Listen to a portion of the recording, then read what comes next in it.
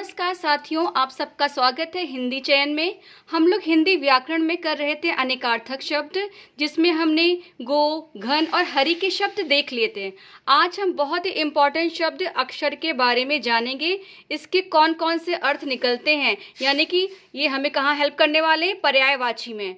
यहीं से क्वेश्चन बनाए जाते हैं, जो क्वेश्चन टफ लगते हैं हमें, क्योंकि हम इसको ध्यान से नहीं पढ़ते हैं। इसको सोचते हैं कि कर लेंगे, बाद में कर लेंगे, लेकिन ये ही टॉपिक ऐसे होते हैं जो 1-2 नंबर बहुत इसको हमें नीचे भी गिरा सकते हैं और ऊपर भी ले जा सकते हैं। ठीक है, तो आइए कंटिन्यू करते हैं। अक्षर, इसका एक शब्द है वर्ण, मतलब कि वर्ण को अक्षर भी कहते हैं। ये तो आप जानते होंगे, कॉमन सा शब्द है। शिव, अक्षर शिव जी को भी कहते हैं, इसका एक अर्थ शिव जी भी है। और धर्म, अक्षर किसमें है, धर्म को भी अक्षर कहते हैं।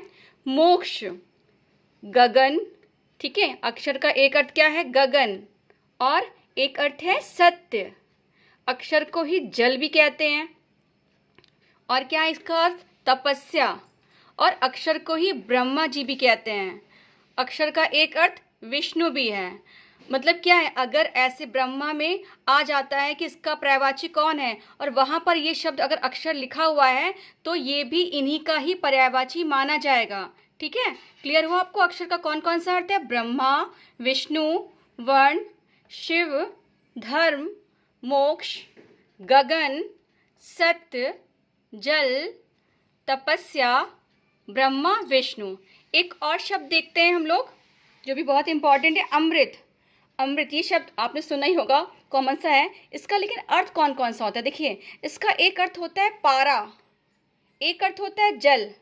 हमारे जीवन के लिए जल अमृत ही तो है ना। और इसका एक अर्थ क्या होता है, दूध।